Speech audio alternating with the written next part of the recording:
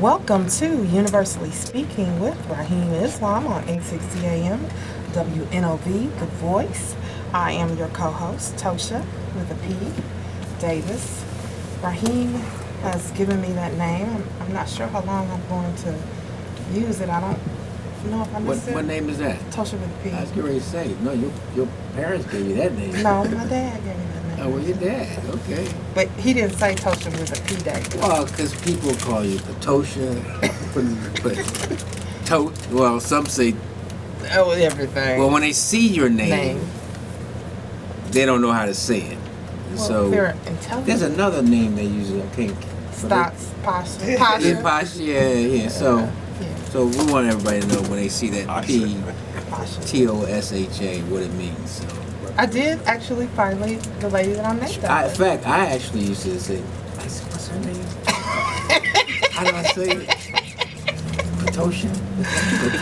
So that is our esteemed host talking. That was me. I started early. I said, wow, man, this is difficult. I could not get it right. What did Mr. Gamble say? That lady. That lady. The lady. What lady? That lady. You know the lady. The lady that helped us out. Yeah. The one was there. Okay. Ptosha. He's so wrong. That is our host, everyone, Rahim Islam. He is here. You see, he is live and in living color today. Yeah, I in took the some studio. medicine today. So We're going to have a fun show today. My comedic side coming out. We're going to have a fun show today. Actually, Rahim, I'm going to need to kick it to you for 1 second. Have you take over? Oh, yeah? well, I don't understand that, but I'm going to kick it to... We have also in the studio with us our other co-host, Bria. Good afternoon. Bria, she's always there. How you doing, Bria? I'm good, Rahim. It's good to be here And you know always. What? Bria, you're the only one who read my articles. You know that, right? You know what? That's not true. That's not true because I know there are people that are tuned in right now that read. You're the only one that I know reads my... I'll be writing, and ain't nobody reading them articles, man. And I said to myself, but Bria's reading it. I do. They're nice articles. You know that people don't like the length. Yeah, they don't like the length, but it's worth the read all the time. I've never been disappointed. And I run into people who do read your article, Rahim, and I engage them in discussion. And sometimes they're not always able to call in. They'd like to, but keep writing them and don't shorten them. Don't shorten them. You got to get it all in there. Well, you know what the funny thing is that when I start, I usually have a concept in mind, and I wanted to really. I came to a kind of a realization that on 10/10, the ministers called for the Million Man March or the commemoration of the Million Man March, and I also spoke a lot about, but I was really more focusing on national marches. But I was really kind of upset with our community about we going to these vigils. Like daily almost, we go into these memorials, let's have a memorial. I see these young pictures of young people and they're, there could be a picture, but that's a whole human person behind that. And yet I don't see the sense of urgency that how can we just accept the loss of this human just so frivolously. And that pissed me off, excuse my French. That really bothered me. And I seen these visuals, and I see the aftermath of the trauma to the families. And see, the other thing that I also recognize and I realize, I know, and I have members of families, and I talk to the families, and they're devastated. Mm-hmm. Mm-hmm. But yet there's nothing. It's just, it's a quick 15-second soundbite on the news, and that's as much as that life is worth. But the damage is just beginning. The mother is damaged, the brothers are damaged, the father is damaged. Sometimes I see a lot of times the stepfather is damaged. Whole family. The siblings, they never really get to show the siblings how damaged they are. But then also, that's the victim side. on the corporate side, there's another set of damage that is taking place. And you see the same type of young person, instead of them going into the cemetery, they're going into the prison. And the outcome is the same. They're now warehoused. They're human warehoused. So the soul is warehoused, ineffective to accomplish anything that the human spirit can accomplish. It can no longer do that because either it's dead or it's in prison. Right. So I wrote a lot about the marches and the vigils and the memorials to try to wake our community up.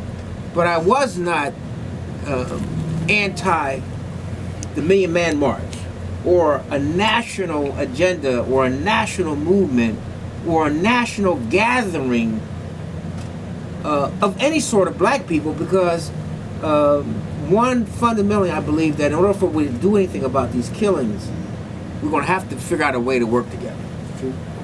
There's just no way around, brothers and sisters, there's just no way around getting around, dealing with the issues that we're facing, and we're unable to work with each other.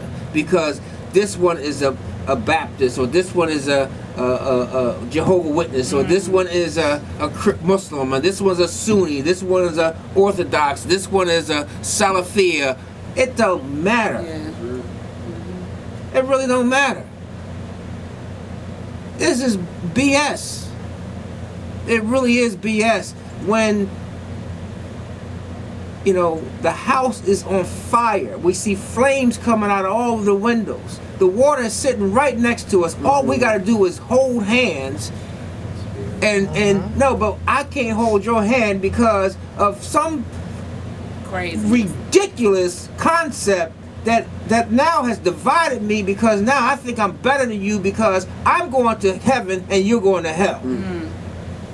Or I live around white people and I'm better than you because you only live around black people. Or I'm part of some club. How childish is that? Right. Some club that gives you, I'm part of some golfing club or some social club or some social network now is giving me, you must be one inferior human being. I mean inferior. That gives you some legitimacy, yet the house is on fire and you won't stand next to your brother or your sister because of some old ridiculousness. So I call it brainwash. I call it that you are brainwashed, we are brainwashed, and what else could you call it? What else could it be?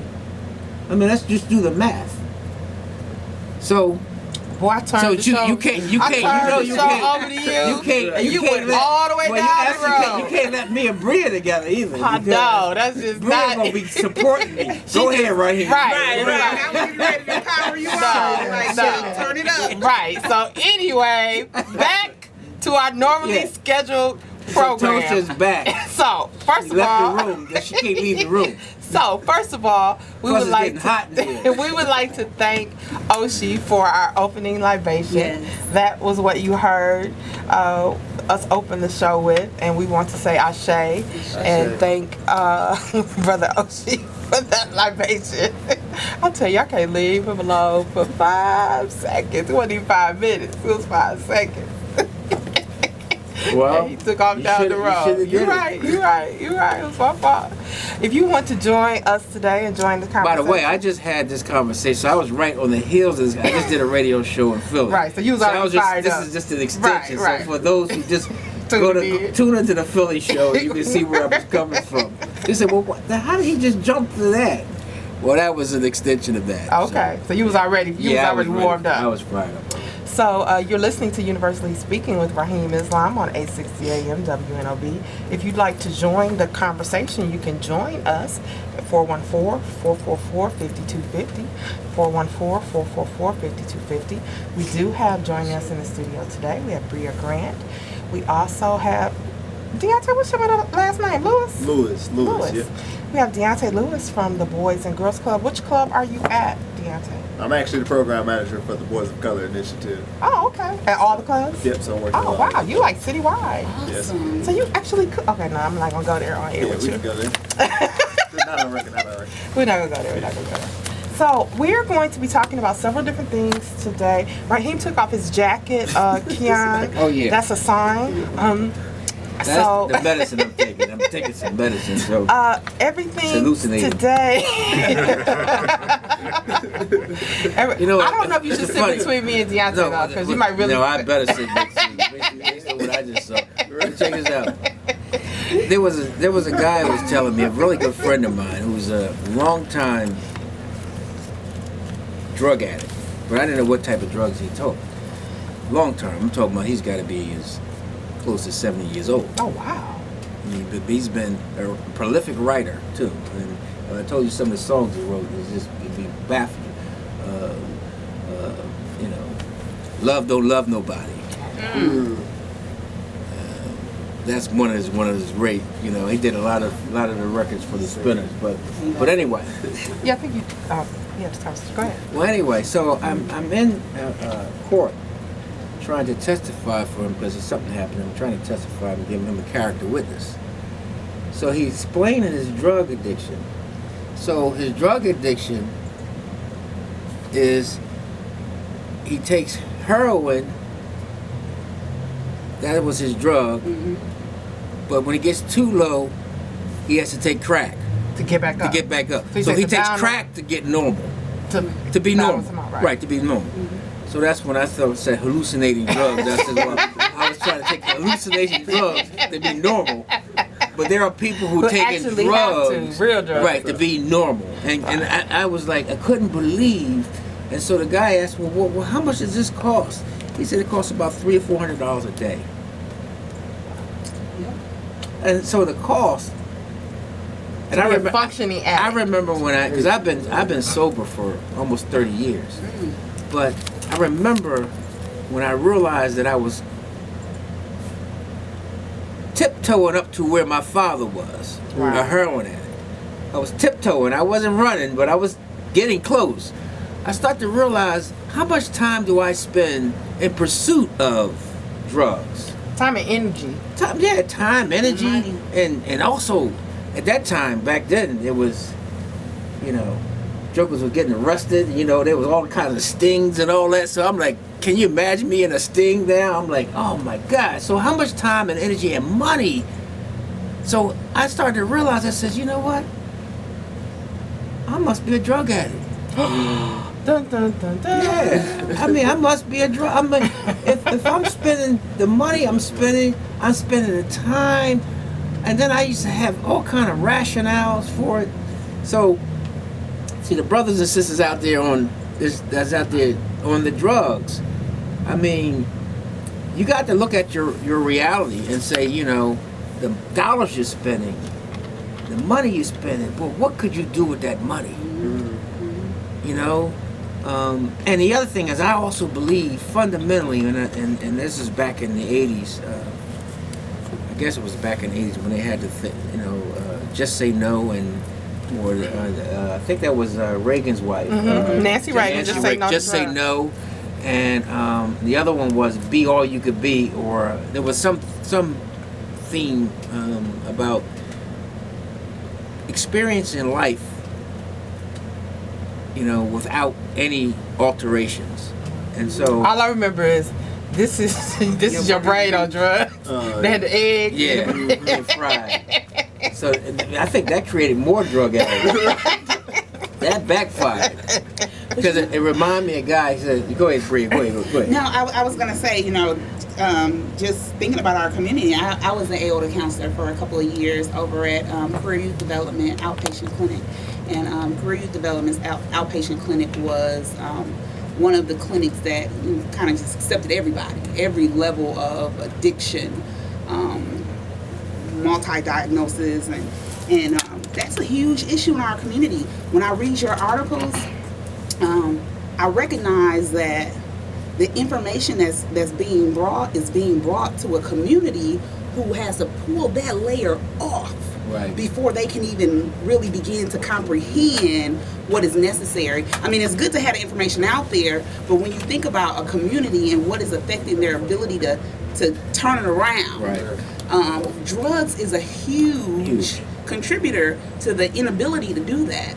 And so you just share your testimony, which is an awesome testimony that you were able to witness how your addiction was creeping. So often people, they don't see that. And they look up and they ignore it. They look up, it's progressively worse. And just to piggyback on what Ptosha was saying about the commercial, the PSA that was out like late 80s, this is your brain on drugs. Well, then they modified it in the late 90s and 2000, where it's like, well, this is your brain on drugs, but here's the next step. This is your family. This is your career. This is your school. And then, the lady just started breaking up everything because it tears up your life. And so we wonder why our community is in the state that it's in. You talked about Reagan, and his wife said, just say no. Well, hell, your husband gave it. So it's just so many issues in our community that we need to address. But drug addiction is, I believe, one of the primary issues. Yeah, because I think that there's no question about it. And I started to write about. I was at a meeting with a group a couple weeks ago, and they said, "Rahim, you're too hard.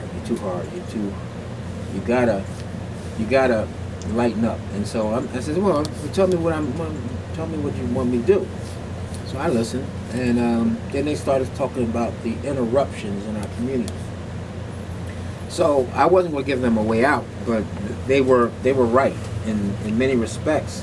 And one of the interruptions was three in the area that you described. Alcohol. Alcohol was given to us on the plantations, and literally, I mean, you can just imagine working. Getting 4 or 5 hours sleep, but working 6 days a week, and to the seventh day, they flood us with alcohol, and so many of us, or enough of us, began to adopt that as a relief. And so it's natural, it's understandable, but the type of alcoholism in our community, you can see the traits of that during the disruption of the institution of slavery. Second is the heroin epidemic. Even though it's resurgence now, many people don't even talk about it, but when I was growing up, there was clearly a obvious heroin addiction in our community. Obvious. There was. The good news is that back then they were more isolated in the sense that people they didn't touch with the regular people. So there was the heroin addicts. They lived their life and they were amongst us, but they weren't amongst us. But they were around. You seen them everywhere. They were running around with the picking up bottles and cans and trying to, but they were what they call them, shooting galleries, homes where they were, shooting. Everybody in there was shooting heroin. And in fact, I lived in a house that was a heroin shooting gallery for 2 years, so I know exactly what that looks like. And then we had another disruption, the crack epidemic. And so these are purposeful things that flood our community at certain times when they have the biggest damage to our community.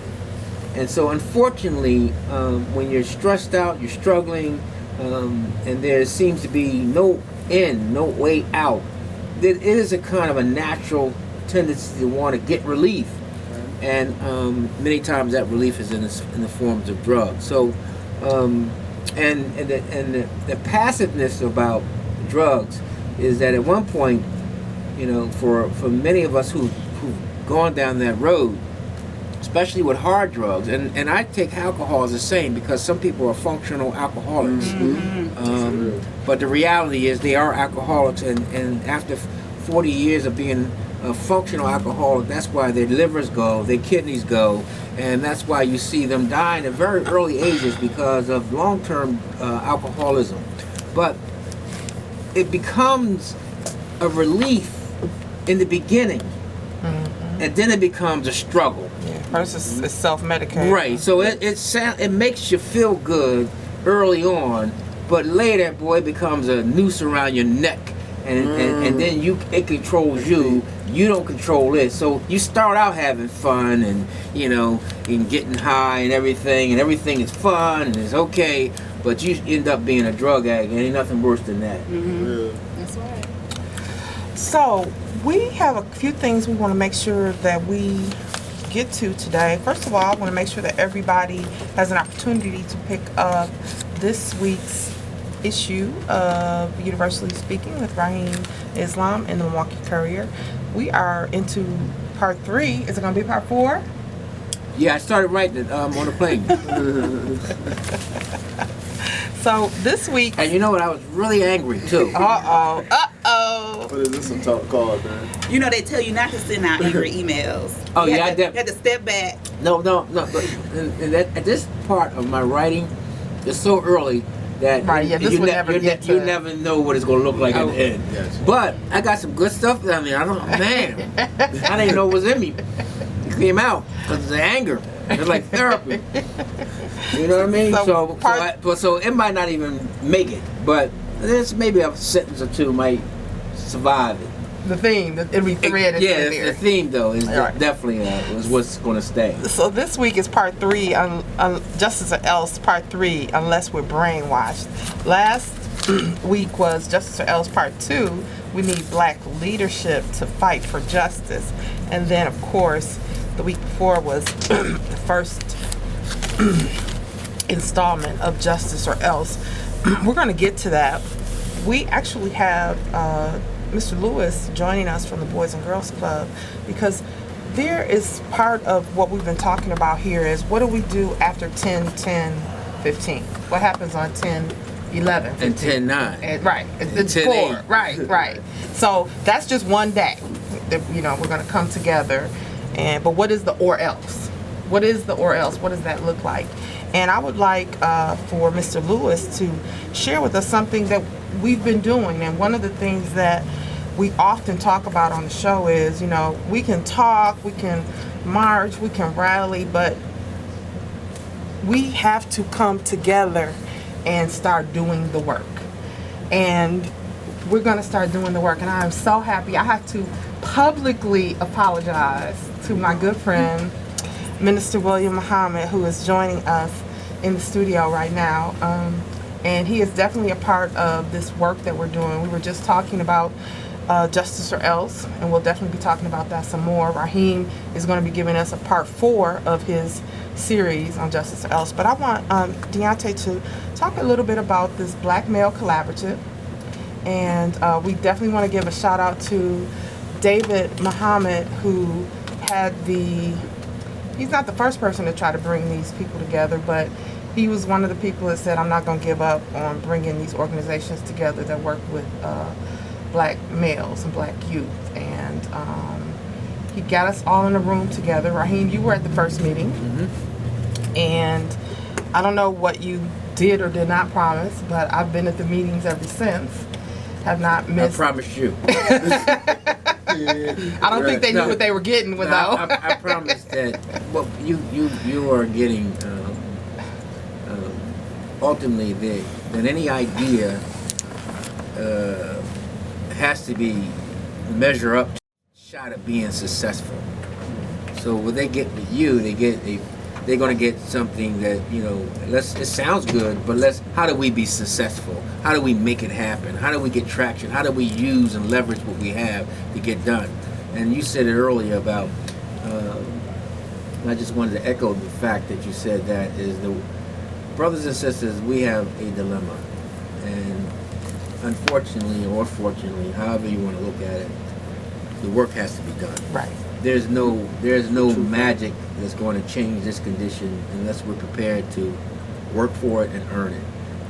And how that looks is differently, but there's one key ingredient in that look that's required, and that is us working together. So that collaboration of content specialists around black males, Right.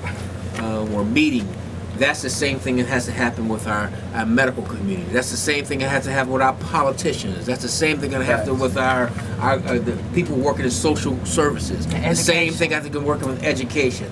It is not good enough that you're doing your own thing. And by the way, that is what I was writing about. Oh, okay. Part 4 of Justice Earl.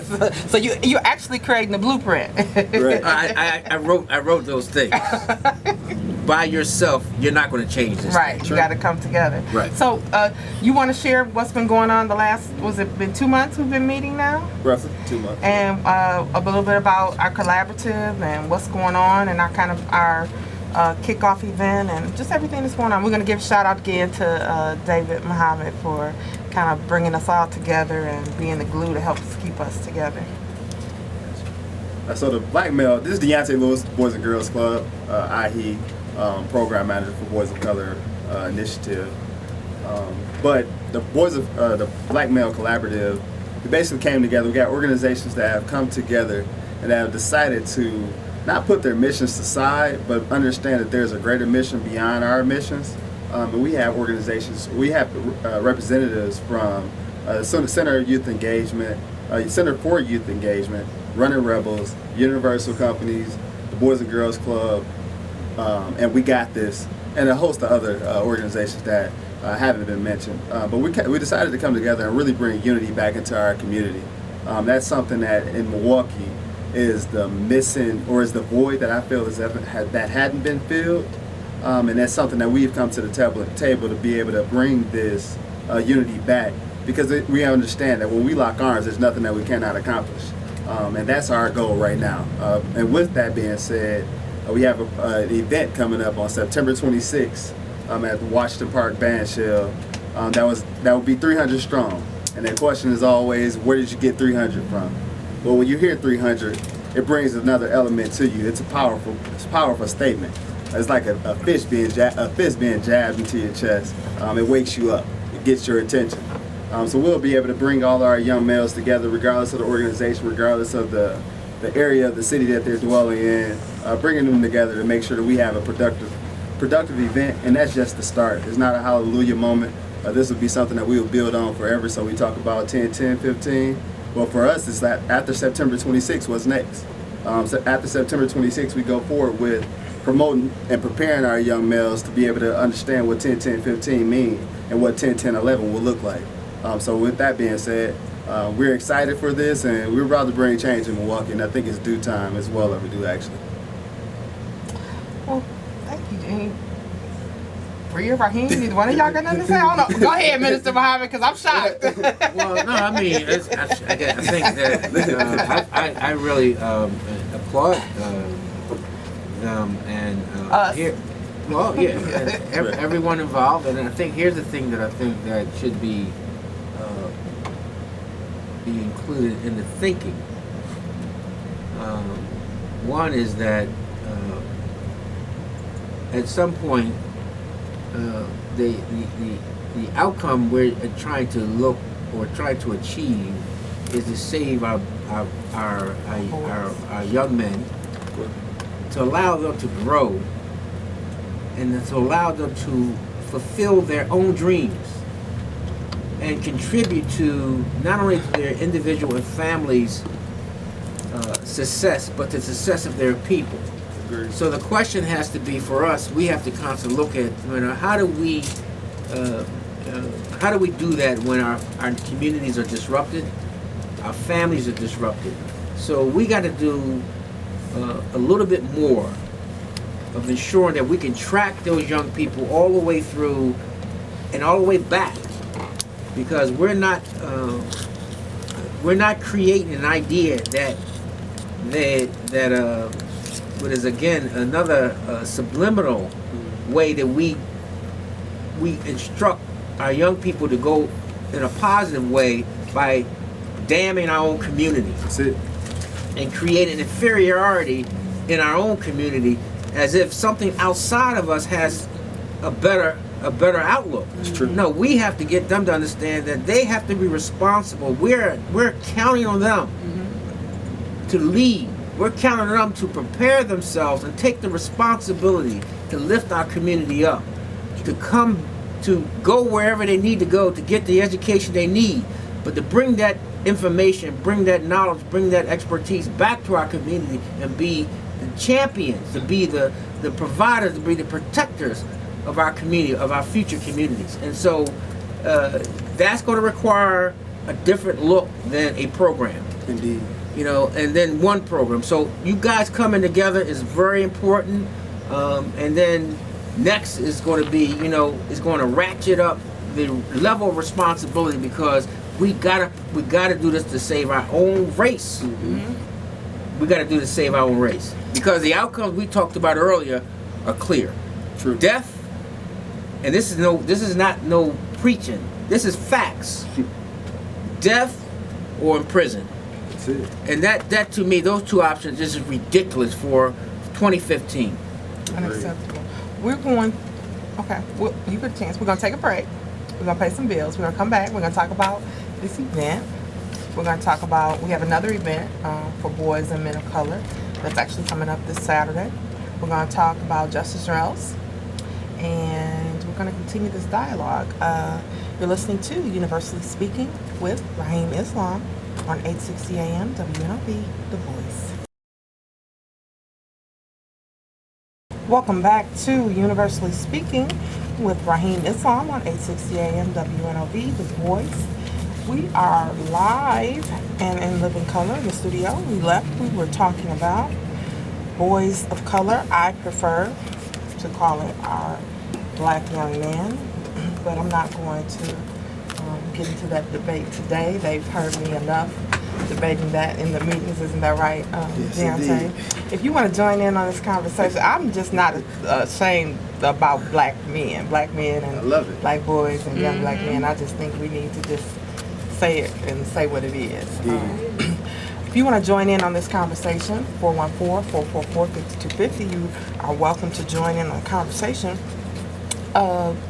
Minister Muhammad, we also were talking about 10-10-15 before we went to break, and I know that you have something you want to chime in and say about that, especially around this conversation of our young men and our community as it relates here in Milwaukee. Well, I'm very encouraged to see the organizations come together, particularly the individuals who represent that organization, because even if he didn't represent the Boys and Girls Club, he would still have that commitment. The more we come together and discuss the problems, but the solutions, There you go. and put a force of love, energy behind an agenda that will affect our boys and girls, the more effective and more powerful our community will be. This call 10-10-15 is a very uncompromising call, justice or else. It is one that assesses or has assessed the condition of our people, the dire straits that we're in, and it is a uncompromising demand for justice. And so it causes a separation, because many of our people, particularly our leadership, we would call them the elders of the children of Israel. They're not used to talking to Pharaoh like that. They're used to compromising with Pharaoh. They're used to begging from Pharaoh. They want nearness to Pharaoh. They want acceptance from Pharaoh. But they're not making no demand to Pharaoh, justice or else. And so it's causing a separation. Say, how dare you? Right. So it's causing a separation between the old mindset, but also a separation between the old mindset and the young mindset, because the youth are gravitating. The Black Lives Matter, they're gravitating.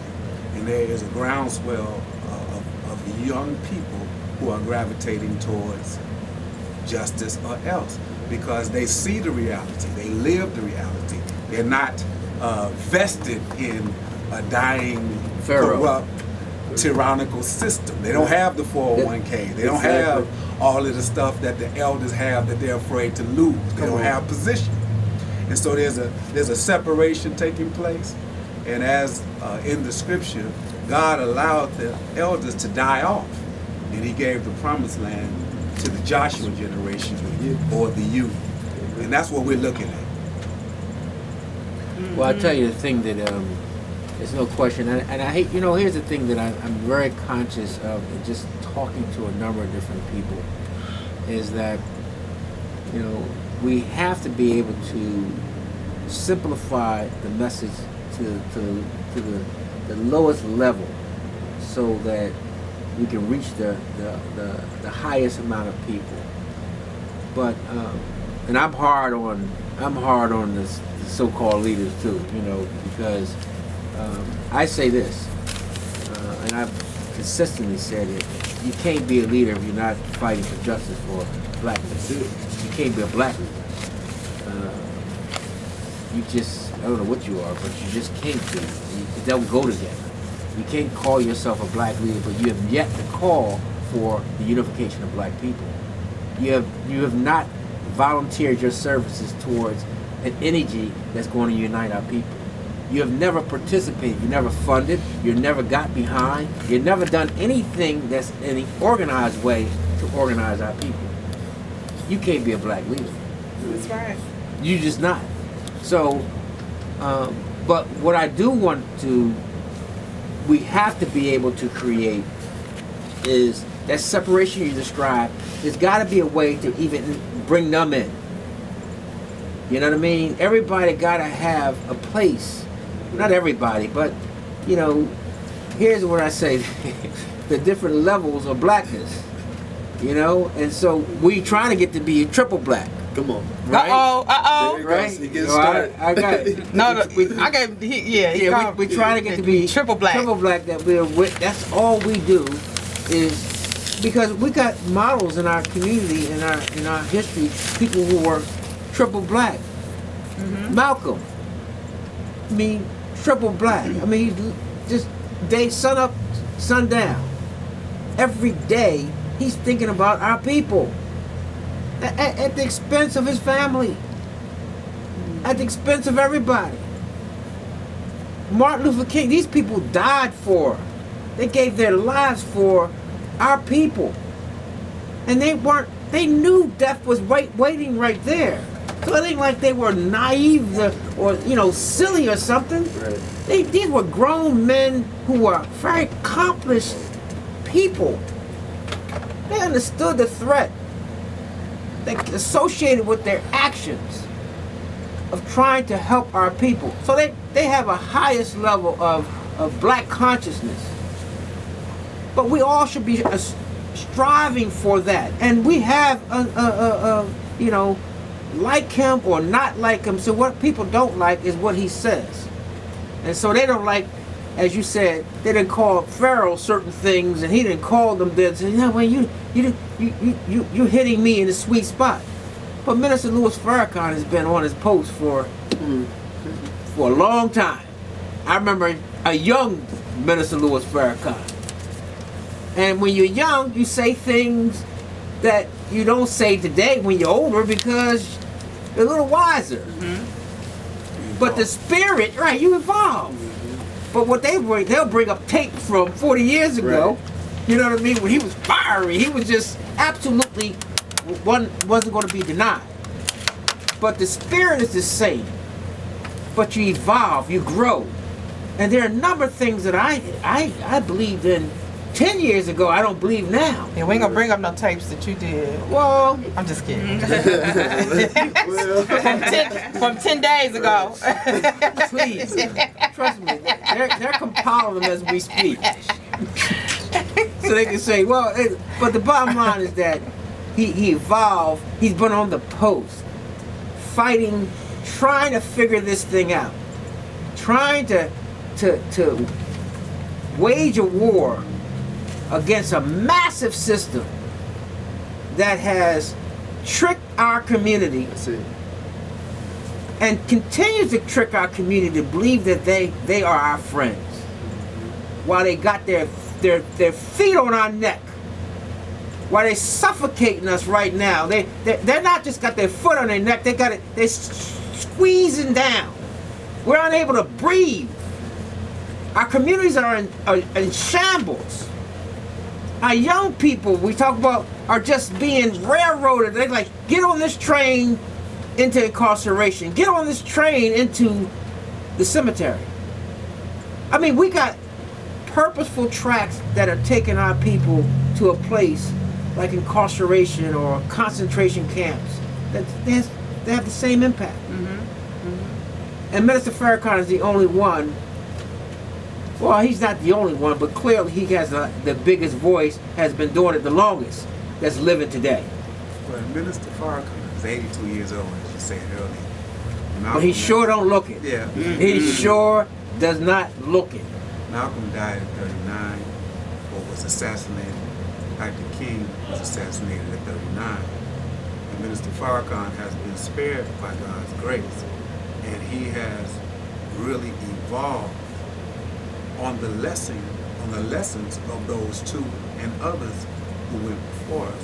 So he's a synthesis of Dr. King. He's a synthesis of Malcolm X, of Paul Robeson, of those that were before us.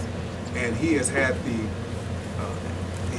the benefit of their lives, their mistakes, Absolutely. Their evolution, and he himself has evolved. Absolutely. So he is the greatest thinker and the most courageous from among that we have today. Without question. And so, well, and by the way, I would say we might have courageous people out there, but they don't have they have not earned it. They have not earned the position to be in the position to rival the Minister Louis Farrakhan. They haven't earned that for whatever reason. Now, what we forget is that when Dr. King, before his assassination, he was ostracized just like the minister Yes, is. without question. Yes, he was. Malcolm X was ostracized Without just like the minister is question. right now. Now, after a man is gone, Then he becomes a then the martyr. media sanitizes his image, Right. and then they use it for their own purposes. Right. And this is why we can no longer depend upon the media, the mainstream media. Of course, we have black radio here, but mainstream media, nor can we depend upon, I would say, established quote-unquote leadership, as we discussed before. Because when Brother Nuri was on your program, he met said they're him. really out of foot. Hey man, I met him in Philly. Man, what a brother! What a brother! Right. I said to myself, I looked at this brother, and I see this a lot in many of the brothers in the Nation of Islam. There's a spirit there that I just admire. That's how you know that the minister is a true leader, because he reproduces himself. I admire it so much. And so anybody got any brains gotta just recognize what you see. And you see that brother, and you too, I say that about you. I say that about Rodney Muhammad in Philly. I say it about a whole lot of brothers I see. But boy, I tell you one thing, boy, I swear, I said we could. Brother Nuri is like a little Farrakhan. Nuri is phenomenal. He's a beautiful spirit. Beautiful spirit, beautiful brother, strong black man. Strong. And you're right, he has that same image and spirit of the minister, but he's like 50 years younger. It seems like. Excuse me, gentlemen, we have a call. Caller, you have a question or a comment? Yes, I have a quick question. Actually, I have a couple questions, and then we'll get out of there. I don't know how the FCC has it set up as far as fundraising over the air. Are you able to generate money over your program, or is that illegal? Is there some kind of paid, some kind of deal where they don't? If you'd like to discuss that, you can leave your information with our engineer, and No, I'm talking about if you on your radio broadcast, if you want to generate funds for whatever cause you might be, because I heard the gentleman talking about people having to contribute, and he's definitely right. A lot of people call in and they have a lot of things to say, but when the rubber meets the road, there's no participation, especially in finance, being able to fight, give. I had that question to ask there, and then one more question. Go ahead, what did you say? I think that there's. I'm not sure. I think the short answer is we have the ability to raise money. We can solicit. We can give. So you do have that. Sure, we can say call this number or go to this website or cool. you know, yeah. I mean, so we have that capability. Yes. Okay, fine. That's beautiful. Now, one more other question. I definitely like Farrakhan. The tape back in '84 that he sold me on called "Count It Up." And it's a cassette tape that I still have today. It's over 30 years old, well, close to 30 years old. If it's a cassette tape, yeah, it is. Now, what kind of legislation has Farrakhan, with this beast that we're talking about, actually negotiated? You know, we're talking about King or people like, actually, Whitney Young was, I think, a better negotiator than Dr. King when it comes down to negotiating with that beast that we're fighting against. Has Farrakhan, or the Nation of Islam, actually sat down at the table with this beast and negotiated some type of law or bill that has passed into existence? And I'll take that off the air, sir. Well, you have to, I'll put it like this. When does Pharaoh negotiate with Moses or any man of God have a negotiation with the oppressor? Minister Farrakhan is being ostracized by the enemy. They don't invite him to sit in with the mainstream leadership. They try to keep the mainstream leadership from him. And they try to keep him they try to keep that wisdom, that vision away from wealth. Because one of the main things that the enemy must do in his own mind is keep vision, wisdom, and strength from wealth. Because when you marry the two, then you have the ability to programmatically put into place that which is in the best interest of our people. And that is against the best interest of the government of the United States and those who are elites. So the negotiation takes place in the public when the minister speaks. He's laying out what justice is. He's giving a divine warning from God. He's laying out a program, and he's laid it out in lectures, he's laid it out in books as to how it is that the government can aid and assist, and that they have a vested interest in doing so, because what's good for black people is good for America.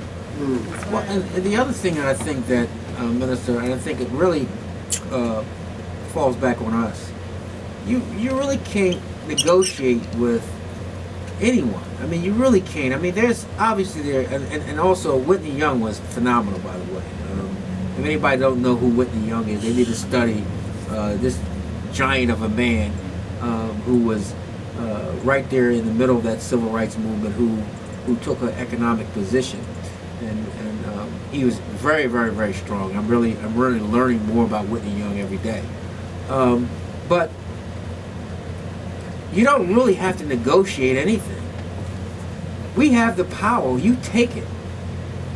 You don't have to say, well, can I negotiate for me to get your foot off my neck? Because you can't talk, you can't breathe. No, do you negotiate that, or do you just take your foot and snatch that foot and yank that foot off your neck? You don't ask if I remember listening to Hakeem Mahabudi. He said one time, he says that the rat is eating at our children. You don't go and say, rat, can you stop eating at our children? You take a hammer, a bat, you go try to kill the rat. You don't go and ask the rat and say, please stop biting my children. Brothers and sisters, it's crazy. We have the power. And what the minister is saying, and I think in many cases, and I think this is where I think there's a disconnect between the one who calls and the work that still has to be done. We have to do the work, but we need that caller. We need it because our voices are not big enough to resonate toward the world can take a look at what's being said. Sure, we got the internet, we got social media, but trust me, when you can stop and you can go into the den of the most powerful government in the world, and the minister said, in the last 6,000 years, America is, and you can go into the center of their power and speak directly to them, the whole world is going to listen. So this is a very powerful day for us. But that doesn't take the work that has to be done off of us. And we don't have to ask anybody to stop oppressing us. We have to stop them from oppressing us. That's right. I mean, what kind of negotiation do you have with the people that's killing us in the street? Mm-hmm. What kind of negotiation do you have with the people that's killing us through chemical and biological warfare? What kind of negotiation? You all had a conversation about the CIA distributing crack cocaine throughout the community. They have never even, they admitted it in small print, but they haven't done anything about it. And a story, and the story, and the story, and the story. Wait a minute, hold it. Behind Monica Lewinsky. Yeah. Right. You mean to tell me that and nobody's saying anything? Right. But guess who was saying something back then? The young brothers and sisters were saying things. We weren't listening. We weren't listening. We was like, nah, that can't be. We weren't listening. Because you know what? We don't believe. We're getting our heads handed to us on a daily basis. And it's much more, for those who know, it's much more complicated than we could even imagine or even describe. But for some reason, we are unable, our disposition does not allow us to believe that anybody could be that cunning, could be that mean-spirited, could be that nasty and evil. Well, just look at the enslavement of our people and what happened. But we still wrestle with it, Brother Minister. We wrestle with the idea that this could be happening. So we're in a war. We just don't know it. We have to come to the realization we're in a war. And in a war, you got to be able to defend yourself first of all. And right now, in order for us to defend ourselves, we have to have some sense of allegiance, some sense of unity. I'm not even saying unity in the sense of purpose. So the call of 10-10 is important. It's important to the black community, but it's also important to the white community. Right. And so, but we in Milwaukee and other places, we need that vehicle. We need that voice loud. And we got to now do something about it because it's not all what they're doing. So I said earlier, you're a black leader and you have never contributed to an organized effort to help black people. Do it now. Right. You've never stood by with a group of organized black people. Do it now. Can I use this for a commercial? If you've never written a check to support a black effort, do it now. Justice or else. I mean, if you're going around, you don't even believe, just say, I hope and pray that they're successful. Right. Just say something kind. Because all we're doing is trying to do the best we can do to deal with the situation we got, because we're saying justice or else. There's no else. We're tired of being tired, and we're just not going to allow us to just continue without doing something. So the minister is calling us to action. And guess what? I sit with the minister personally. And I disagree with the minister. Disagree with them. But my disagreement, it pales in comparison to what I agree with them. And it's like that with everybody. And it's not going to stop you from... No, it's not going to stop me from supporting it because again, the disagreement is minor. Compared to the agreement. The agreement is, are we aligned to help our people? Are we both champions and fighting for the survival of our people? Do we love our people? That is not we don't even have that kind of conversation because his level of love, I'm following that example. The actual, paragraph 5, sentence 2, we might disagree. But we talking about 3-4 pages in. Right. Does it matter? No, it doesn't matter. So I'm telling people, here is the brainwash, brothers and sisters, is that we even allowed to even have this kind of conversation. Right. The brainwash is that we could even let white America tell us who our leaders are. That's the brainwash. You think they're going to co-sign somebody's going to actually tell them that they're wrong? You think they're going to co-sign and give you somebody who's loved you and is going to die for you? It's just ridiculous that we even have this conversation. But it's the same conversation you have with a very severe drug addict. You're trying to get them to understand that behavior is wrong, and they look at you and you're not getting through because you're from a balanced mind. You're from a mind of survival, of black love, and they're on a mind of black hate. They don't have their mind. So we got to figure out how to get those who are not as damaged to pull out of that group. So we can pull them out. So this is why I'm talking. All those who are not as damaged, come on, come to 1010. The ones who's really damaged, you probably ain't gonna go anyway. But the ones who are, you might just need a little push to get you to come and to witness that we can, and you can see in your lifetime some level of our power. We're just not just a hopeless group of people. So we're not expecting the totally brainwashed who are believing all this nonsense, but there are some who are on the bubble, on the fence.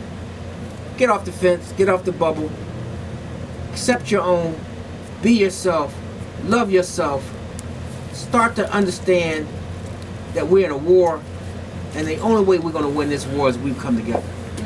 Rahim, I want to share a little bit of part 3 of Justice or Else with our listeners. Your blackness is based on how much you help your own people. And if you don't know this, you have already failed the black test. So that means you ain't triple black. That means you failed just the whole basic black test. But see, y'all think that Rahim is gangster. Y'all don't know that I'm the one who created triple black. So anyway. So you triple gangster. You might say that I'm getting mine. Well, if you were black and not a Negro, you could do both. You could address your individual concerns and the concerns of your people at the same time. When our ancestors were fighting for basic human and civil rights, they anticipated that we would enter into the American system not as continually oppressed black people, but as liberated black people. Today, we have so-called leaders, experts, that are mainstays in the American system that treat us sometimes worse than the openly white racists of the pre-60s ever did. In spite of the little knowledge that most of us have about the American institution of slavery, we even have less knowledge of the resistance movement undertaken by our ancestors. Our lack of knowledge has severely handicapped our potential as a people. This is also true of our so-called leaders. If you are a black leader and you are not fighting for justice for black people, then you are a conspirator in the oppression of black people, and you should either stop calling yourself, I'm flipping paper over y'all, just hold on a minute, a black leader, or you should be brought up on charges by the black community for your crime of aiding and abetting the oppression of your own people. Knowledge of self would have black leaders defending the voiceless black community. Knowledge of self would have the black leaders picketing, marching, boycotting, strategizing, aggregating our resources and our capacities to defend the black community. There would be no need for a movement entitled Black Lives Matter because black leaders would prove that Black Lives Matter. There would be no question as to today's agenda. It is the same as it has been for nearly 500 years for black people. Justice. It is clear that we have a black leadership problem because if we didn't, there would be no question about whether we fight for justice or else. The lack of protest by our most successful is proof positive that we have many leaders who think they know, but they don't have a clue. This article is not Rahim's. Sorry, excuse me. What is this word, Rahim? Oh, diatribe. This article is not Rahim's diatribe. This article is Rahim going crazy. It's not him ranting and raving and going crazy. See, but that's the point. We have to ask when we don't know something, and I didn't know what that word was, so I didn't mind asking. Our vocabulary. This article is Rahim looking at the outcomes, and the outcomes are very troubling. I do not see anything brewing for the four corners of Black America, for the inner cities, from the inner cities, from the government, from the religious community, and from the grassroots activists. Nor do I see any encouragement or guidance from the politicians or from the business community that represents the type of strategic response equal to or greater than the oppression, i.e. can't get the job without experience and can't get the experience without getting the job. Or there was outright discrimination and blacks were denied participation just because of the color of their skin. Jim Crow, segregation, red line, etc. Considering all these challenges, blacks see their strengths and should push them to do more and understand that the fight for justice is theirs, and being enslaved created a whole host of challenges that prevented us from righting these wrongs. Pray. But once we were no longer enslaved and were free, we should and must fight for justice. This is not a destination. This is an attitude that must be a part of the black culture. You know, I love that article because what echoes in my mind is what the minister said, that we don't really even know what justice looks like. And so we're like a woman who's been abused by her husband for years. That's right. Mm. And anytime he shows any sign of kindness, she lights up, like as if all of it. Mm-hmm. And to tell us, you know, if you are dissatisfied with America, then leave it. Well, why would we leave what we built? You know, so I love that article. It's something that really should be taught in schools to our children, so that they have an understanding of just how dissatisfied they should be, and give them a sense of mission in life. Our children need a sense of mission that is not just about getting a job, but it's attached to the condition of our people and the upliftment of our people. Well, one of the things that I constantly go back, and trust me, I am not a no scholar or any. I'm just a student, but there's some themes that are running through my study, and part of what you just described is, and I wrote it in part 3. In fact, I use that example you just described as an example of when you're able to do something about your oppression and you don't.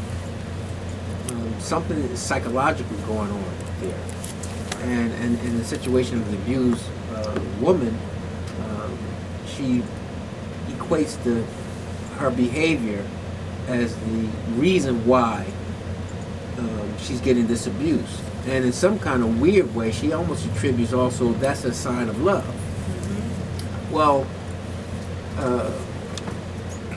what I see is that is, without being a psychiatrist or psychologist or anything like that, but in my very basic studies, if you don't value yourself, then, and you have been taught that there was years and years in this country, because I started writing an article on how the media depicts black people, and I went back and I studied.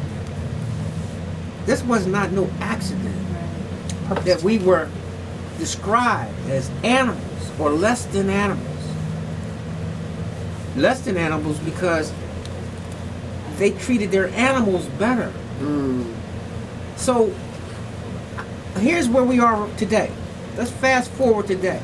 In our DNA, in our mindset, we don't have enough that gives us a sense of pride that allows us to counter a 500-year history that we are inferior.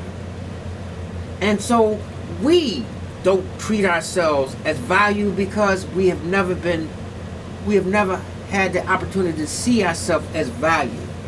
So as long as we're dealing at that level, we will take the whipping, we will take the beatings, we will take the incarcerations, we will take all of the things that are taking place because in some weird way, we believe that we're not human. And that's some sad stuff, but that's, how else can you explain it? This is the brilliance of the teachings of the Honorable Elijah Muhammad and the methodology, particularly in the 40s, 50s, and 60s.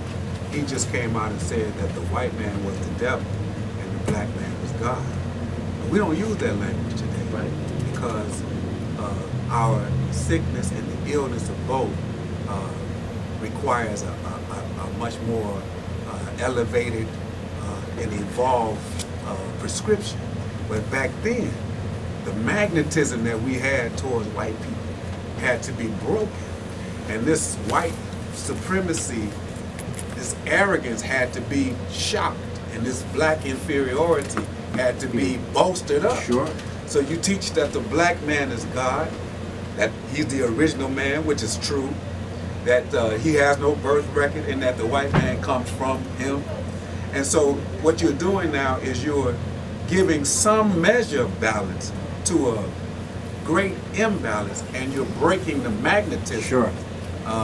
that the white man has over us, based upon giving us a white Jesus, a white God, and making us call him master, and all of the institutions where the undergirding philosophy of white supremacy.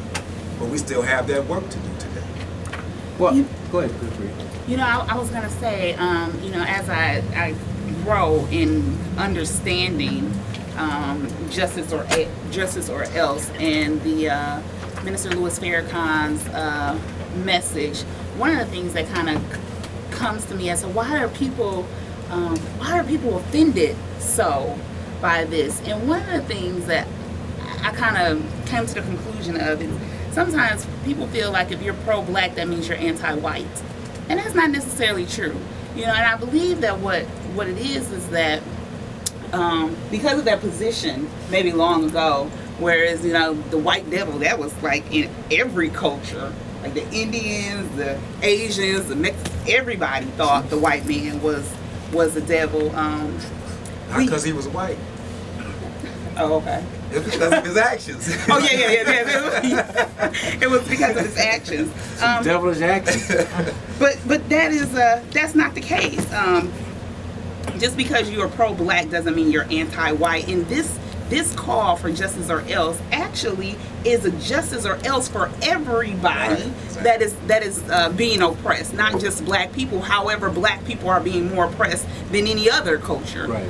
So that's what it is. One of the things I want to say though, because people get excited about dollars, and so this justice or else call is ultimately, you know, withholding our dollars. Let's not contribute to this economy of what was it, $113 trillion? Well, actually, the economy might be a little bit less, but because that's the wealth, that's the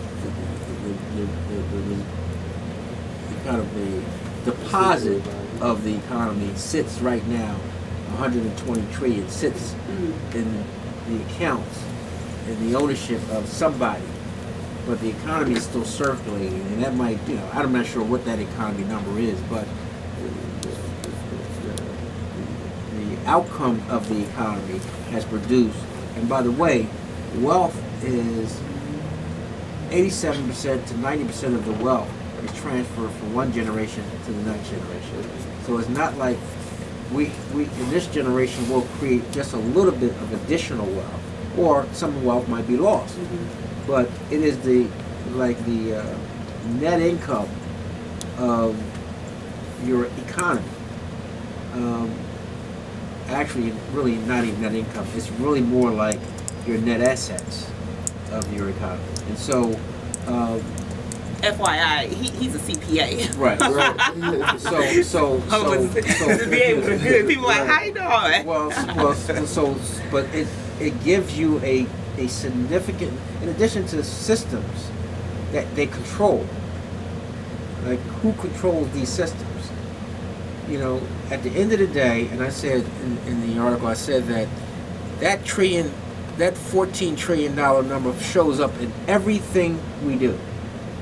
Because at the end of the day, it takes resources. The brother called on the phone, he talked about, you know, how can we raise money on the, well, you can raise money over the air, Airways. but the bottom line is because you need money. Right. There's nothing you can do in America that's not going to require resources.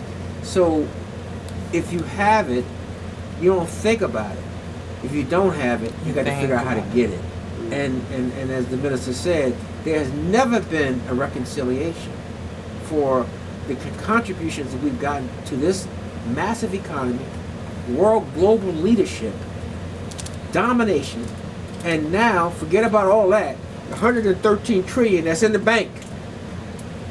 That's nearly 90% of it was inherited from the previous generation, from the previous generation, from the previous generation. We can track that to the backs of our ancestors. Mm-hmm. That's very clear because most of us probably are at minimum, depending on how old we are, 2-3 generations removed.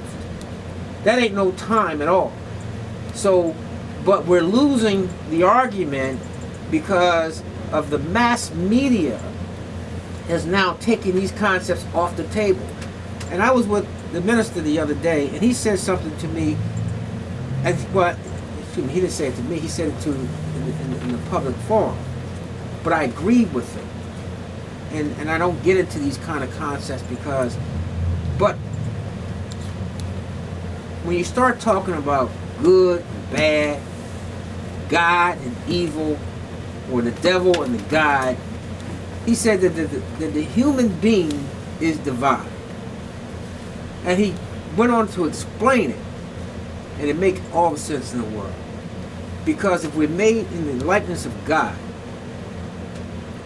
and we are the Khalifa of the earth, we are all the world, all the earth bows to the human being, then it is that which the likeness of God, the Creator, that is in the human, which is divine. Mm-hmm.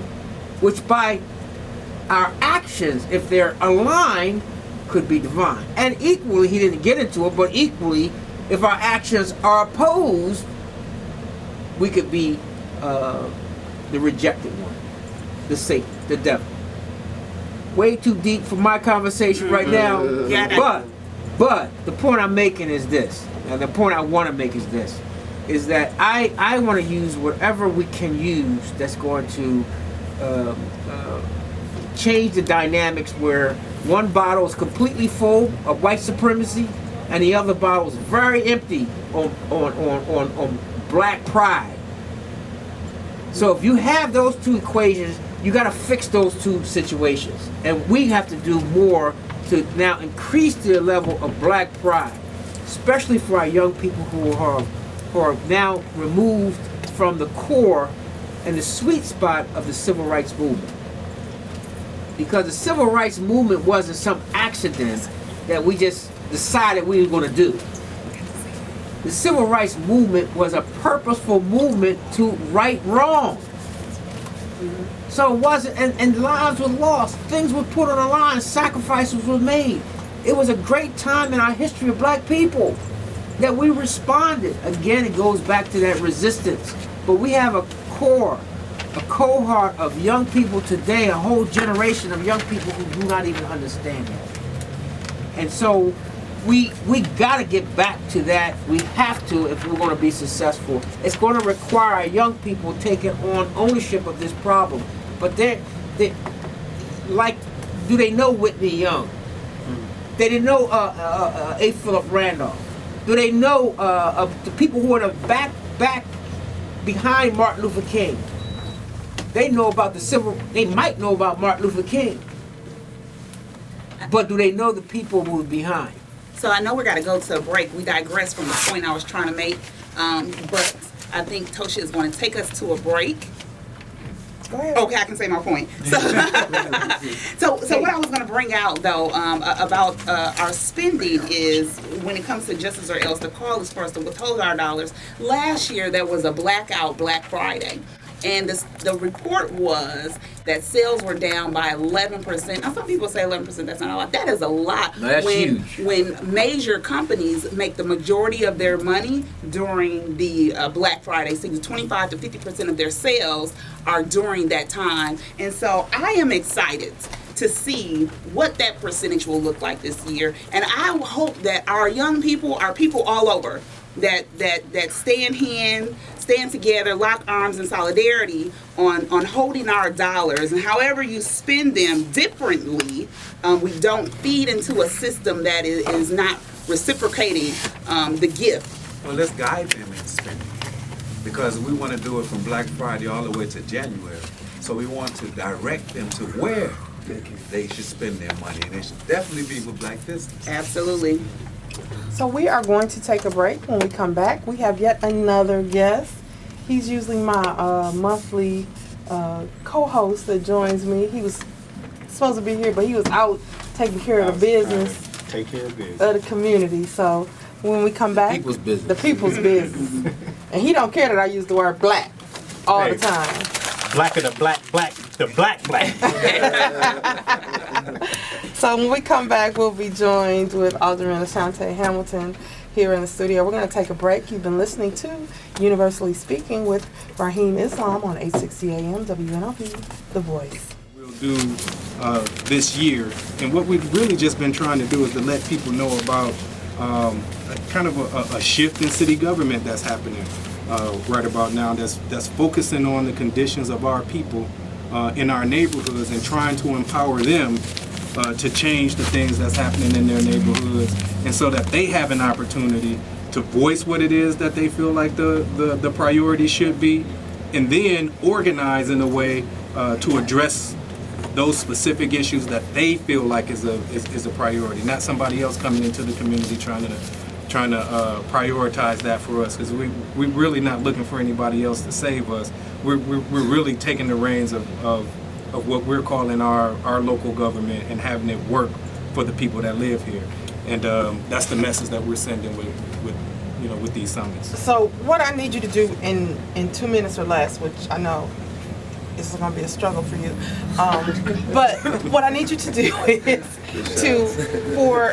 because people see all these different things. So we just talked about the Black Male Collaborative. Now we're talking about this My Brother's Keeper Summit, and then we got the Black Male Achievement, and then we got BMAC, and people just don't understand. So they're hearing all these different acronyms and Black Male this and My Brother's Keeper, and can you just, in a snapshot, just explain to people what all of this is, and as far as the city is concerned, as far as the White House and President Obama, because people don't get it. They think that it's all these different silos, and they don't understand that it is a little bit of the right hand does kind of know what the left hand is doing.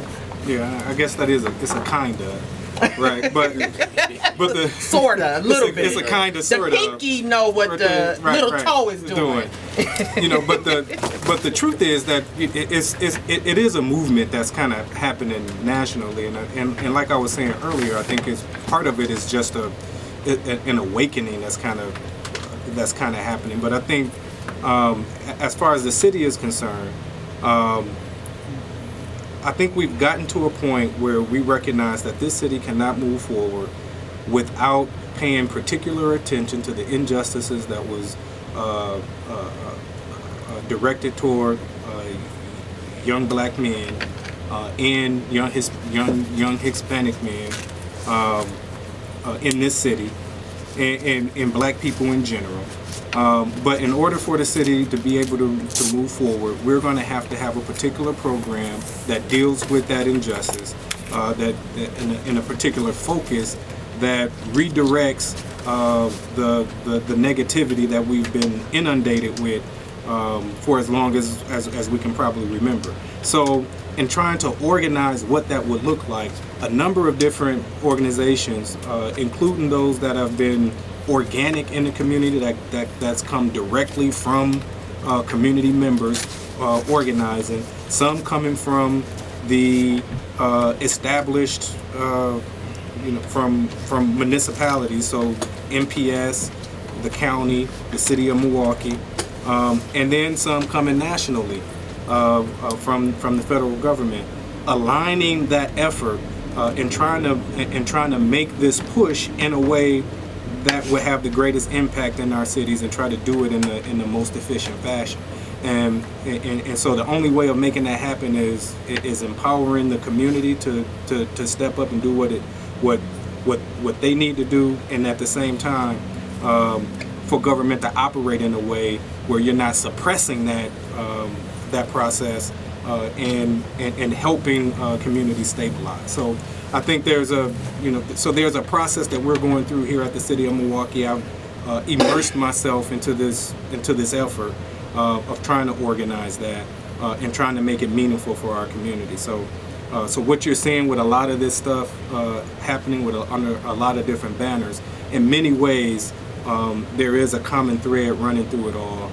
And me? No, I'm just kidding. Yeah. and you. It's actually you. It's actually you. And actually, when you say you, I mean you, Universal, the Nation, yes, me, yes, Lena you. Taylor's office, many other brothers that's on the council. I really got to give a shout out to Alderman Wade and Alderman Stamper and Alderwoman Cogs, because when we talk about a community, right? When we're talking about being able to move forward, we got to recognize that this is like no one person's, and nobody can do it by themselves. No one person's effort, and no one person's, and we get into that even as we try to, well, I can't even say when we are trying to organize. When I watch the community organizing itself, you can see that, you can see that process happening within that. We understand. Within it took us 3 meetings just to come up with what we was gonna call ourselves. Right. So I mean. Right. So it happens. It's a process. When Brother Rahim was just talking about why we haven't done that, I don't think we've spent enough time analyzing the steps that it takes to get there, and then not getting frustrated and just walking away because you didn't hit a home run the first time you walked up to the bat. Once you got on base. Yeah, to base, and then swung. You didn't knock it out the park. So now everybody quit and go home. Right. I had an organizational meeting yesterday, and it got really heated. And you had a guy said, "Well, Rahim, if certain things don't change, then I'm gonna have to leave." And I says, "Well, then you're gonna have to leave." I says, "But that's the wrong attitude." I says, I remember one day going to Kenny Gamble and telling him, how disappointed I was. And he said, "Do you know how many disappointments I've had?" Mm-hmm. And then you also know how many disappointments our ancestors have had? For you to have a disappointment and then you want to leave, your disappointments pale in comparison. It's true. To those who have come before us, who have had bigger struggles to deal with. This is our struggle today. And so one of the struggles is that we even have the option to leave. We have no option to leave this. So we got to deal with it. And part of the step 1 or 2 is that we are dealing with people that think they can walk away. Yeah. You can't walk away from Where this. you gonna go? Right. Yeah, right.